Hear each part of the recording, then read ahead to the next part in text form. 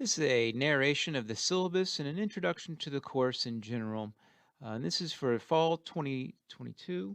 And this is G338, but this is also applicable to G538, which is the graduate student section. So essentially everything is going to be exactly the same for those of you who are watching along, who are graduate students in Intro to GIS. All right, so just going through some of the basics here, there's a course description and instructor, my location, and email. And so that's probably the best way to get a hold of me is via email, and that can be done directly via that address there, Bakeran, or via the Canvas inbox, another one. So most of those are the best two ways in which if you want to get a hold of me with a question, just do it that way. Calling me on my office phone, probably not going to be as helpful as just essentially just writing me an email. There is opportunities, of course, for in-person or online appointments. We know how to do that now in the Zoom era. So just if you need to get a hold of me, if you need to get questions about a project, about an exercise, about something you're confused with, we can figure out a way to get that taken care of, get that question answered.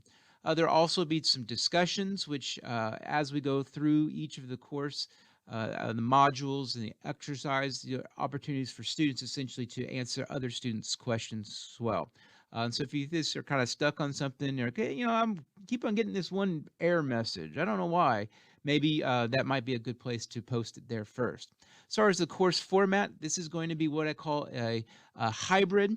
And it's something which it's very flexible. If you want, that one-to-one, face-to-face contact, well, every Tuesday you're going to see me, but it's optional.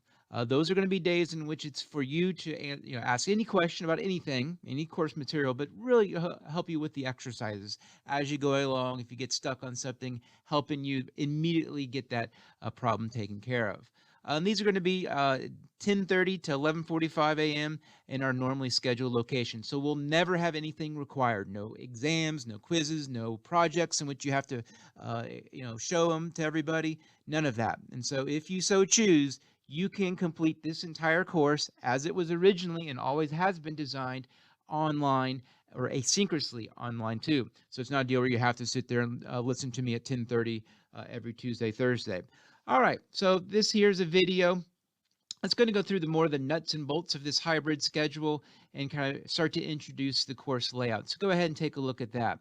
In terms of the course materials, there is a required textbook. I'm trying to get off of this into a free option, but this is as good as I can get. I mean, this is pretty darn close to being free compared to other GIS books, which are quite costly. It's not the best book, but it's pretty darn good. I mean, it's got a lot of good information, and I like to come back to mine. So if I'm kind of trying to explain something to someone, because most people think it's really easy what we do, GIS. If I like to explain something a little bit more clearly, I kind of come back to this. It's kind of use it as a glossary, so to speak. There is a little bit older edition available.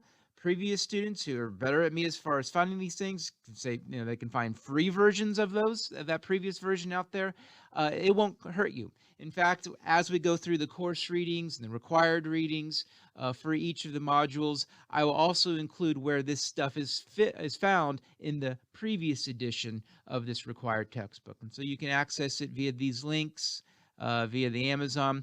And I also will be adding some new content from the University Consortium of Geographic Information Science. Kind of a cool situation where all these universities are coming together and sharing their GIS information and kind of providing a body of knowledge, so glossary, keywords. We will be using ArcGIS Pro. I will explain different ways in which you can access ArcGIS Pro. It's a commercial GIS software program, so it's essentially what they use in the industry, which is kind of a troublesome situation because these are quite powerful, cumbersome, big machines, not designed for quick little essential, simple exercises where we learn how to do GIS. So that's one of the challenges, but one of the things is as we get through the early part of the semester, we'll figure out how to do, because as you learn, as you'll hear numerous times, you learn GIS by doing it. And so as you figure out the software, figure out which works best for your particular computer setup, then you'll get cruising right along. We might dabble in some other things, QGIS, You will need to be adept as far as being able to unzip things, unzip big, huge files, and so maybe 7-zip. There are documents that are in Acrobat, Adobe, so make sure you have Adobe, and of course, if you have an Excel spreadsheet or Microsoft Word, something like that. All of those, whether the Apple version, are all applicable. Although ArcGIS, as you'll hear, is not map friendly or Mac friendly. It's very map friendly, not Mac, Apple friendly. In terms of videos, you'll see there's videos that are supplemented with the modules, and those are essentially, think of those as required material. Those are lecture. That's where I'm essentially speaking to you, trying to explain concepts to you. So there's videos that aren't, are very useful, or they're very relevant. So they're not something you just want to just breeze through. There are additional readings, and so for the most part, these additional readings will be kind of, go ahead and, take a look at these. Sometimes you'll be I'll ask you quiz questions that might be from those, but for the most part, graduate students, you'll always have to do the additional readings, because your quiz questions, which you have more quiz questions than the undergraduate students, your additional questions often will rely on these journal articles. Most of you should now be adept at using Canvas, that's how this course will be definitely done. All right, course organization, we have 10 modules. And so there's 10 quizzes and 10 exercises. Each of those modules contain one quiz, one exercise, and 2 projects.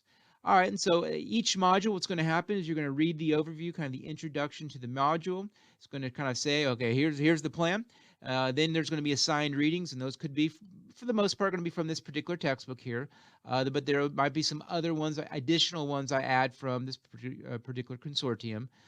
Then watch the lecture videos, if applicable. Not always are they. I think for the most part, every module has lecture videos. So watch those.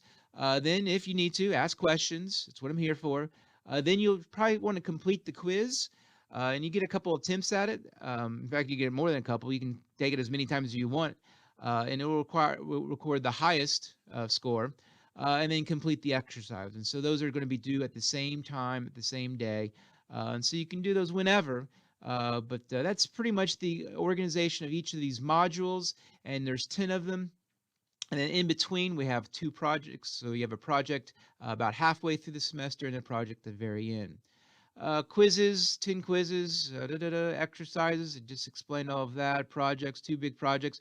Projects are exercises, they're going to be click here, click there, now click there. Oh, okay, you just did GIS. The projects are, okay, now I want you, now that you've learned all the clickology, how to click there and click all that, now I want you down to apply these concepts to whatever it might be. It might be some data. I might give you some data and say, hey, go for it. Or maybe it might be you choose your own adventure. Maybe you're something you're working on and which, yeah, I can apply this to my stuff. Then there you go. Just make sure you obviously talk to me beforehand. Here's the grading scale, and this is going to be what's different for graduate students. So if you're following along in a graduate student, you're going to see a slightly different numbers here. Let's just go to your syllabus and you'll see what those numbers are. But so this is a little bit more coursework for graduate students. Going on down to the other stuff, this is kind of required material to include here.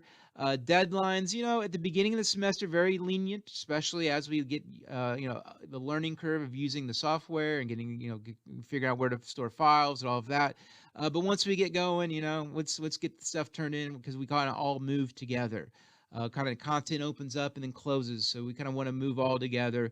So we will, once we get going, so like the 3rd or 4th module, it will be less lenient on deadlines. Other material here, kind of all standard operating procedure there. All right, and so as far as the course layout, once again, you're going to see this particular pattern in which on Tuesdays you have content due. And so this is the material from Module 1. So quiz 1 and exercise 1 are both due at 11:59 p.m. on Tuesday, September 6th. Keep in mind, those are days in which I am on campus and available. So if you want to come in at 10:30 during our normally scheduled classroom in our normally scheduled location, then that's a great time to ask questions, to work on that exercise. So then same goes for Tuesday, September 13th. That's quiz 2 and exercise 2. Stuff from module 2 are now due. And so we'll see this Tuesday pattern. And then we have projects which are going to be due on Thursdays. And so you have time in between the completion of Module 5 material. You have, almost, 10 days to do and work on and focus on Project 1, although it'll be available a few weeks before that. Continuing on, we see more of this patterns for our stuff being due on a Tuesday. And then we get to the end of the semester and our final project. Keep in mind, no final exams. There's nothing else hidden here. And so there's no midterm, no final, because it's really not useful to have big 100-point questions for GIS because, once again, you learn GIS by doing it. So Thursday, December 8th is the very last thing. Many of you can turn this in beforehand, but that's project 2, its due date. So if you ever have any questions, of course, go back to the top and email me at bakeran@iupy.edu or over here in Canvas inbox.